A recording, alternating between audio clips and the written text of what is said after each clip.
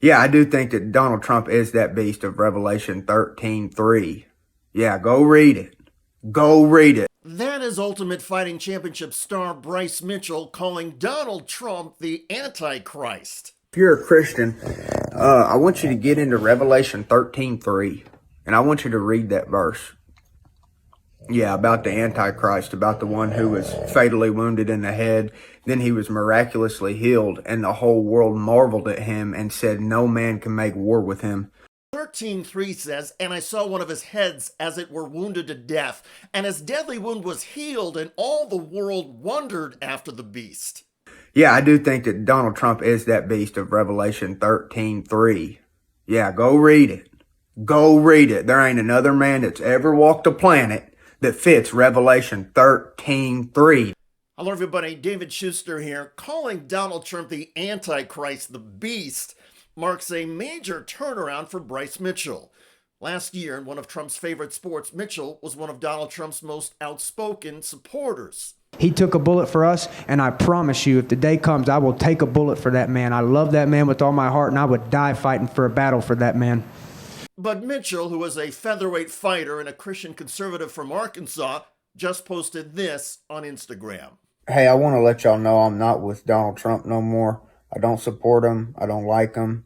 I think he's a corrupted leader. And, yeah, it took me a while to come to that conclusion, but I finally am coming to it. I do not like the guy at all. The first thing for me was he didn't release the Epstein files. They're even acting like they didn't exist. And then, of course, they're sending Israel and Ukraine all of our tax dollars. For the record, the United States is not sending Ukraine and Israel all of our tax dollars. But you get the point with Mitchell. Mitchell is a college graduate and feels that Donald Trump is betraying America first. Putting America last. And now he's blaming the beef farmers for the price of beef. Hey, I'm not biased, man. He talked a good game. He tricked me. I was fooled. I admit it. Now, regarding Christian conservative prophecy, Mitchell is clearly a believer. And in his view, the book of Revelations, as applied to Donald Trump, in a few years, all of humanity may be doomed. There ain't another man that's ever walked the planet that fits Revelation 13:3. Then read the rest of the chapter, and it'll tell you the mark of the beast is coming in 42 months.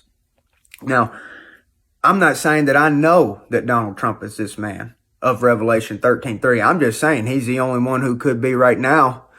Go read Revelation 13. He's the only man that fits that description. Yeah, and I'm totally done with the dude. He's done to me. He's done. He's a goner. He's compromised. He's right up there with the rest of the pedophiles, man.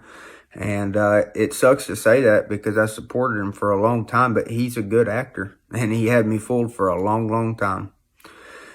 God bless y'all and thank you. Donald Trump is right up there with the rest of the pedophiles.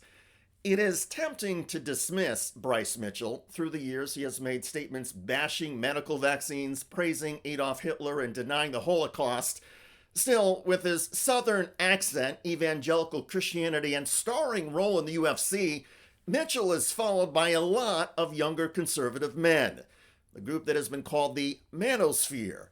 Mitchell is not as famous and influential in the manosphere as, say, podcaster Joe Rogan, but Mitchell is still a well-known star whose voice and views resonate with younger men on the far right who support Trump. And with Mitchell abandoning Trump and calling Trump the Antichrist, it is like that proverbial canary in the coal mine. And in fact, even before Mitchell went public bashing Trump, polls indicated that Trump's support among younger men and women was dropping fast.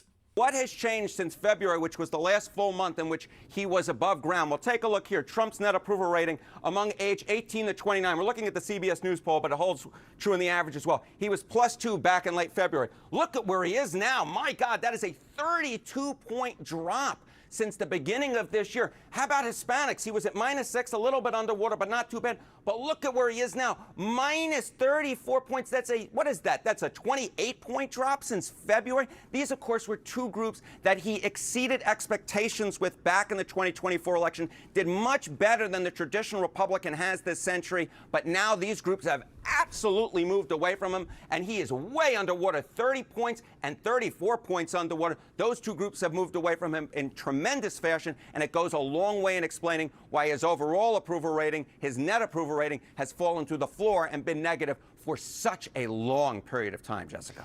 And what issues does he do well with? Okay, so there are a few things that I think that are so important to figure out here. Okay, so we're talking about groups, right? Is there any place where Donald Trump does well with? Well, let's talk about issues first. Okay, Trump's net approval rating. I got crime, immigration, foreign policy, the economy, trade.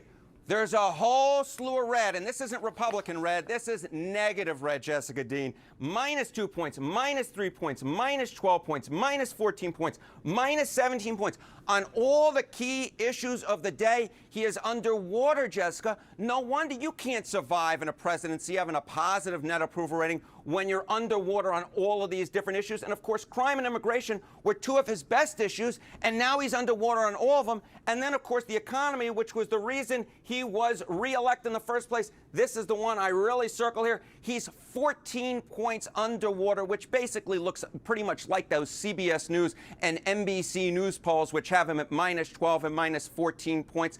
So, on every major issue, Donald Trump is underwater, and the bottom has fallen out of Trump's base. In political terms, it's what UFC fighters would call a chokehold or joint lock. Trump is stuck, and he's losing badly. And our nation will soon be heading into an election year with the midterms. Anxieties are rising among congressional Republicans. A year ago, many of them described Trump in godly terms. But now, the Trumpian mythology has been busted. And instead of Trump being hailed as a savior, a top Trump supporter is now calling him the Antichrist and a pedophile. Bryce Mitchell may not be your cup of tea, or mine, and the Ultimate Fighting Championships may not be our thing, but Mitchell's condemnation of Donald Trump is still a big deal. By the way, Donald Trump's ICE agents in California have now been hit with a $50 million lawsuit after throwing a 79-year-old man to the pavement. In the red, that is Van Nuys, California car wash owner Rafi Shuhed.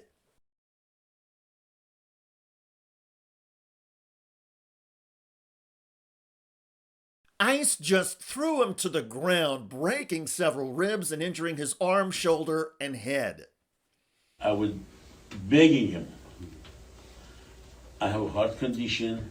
3 big people were sitting on my back, the way they tore me down, sitting on me, and I asked them to let me go, which they absolutely would not pay no attention, and they took me to a detention center.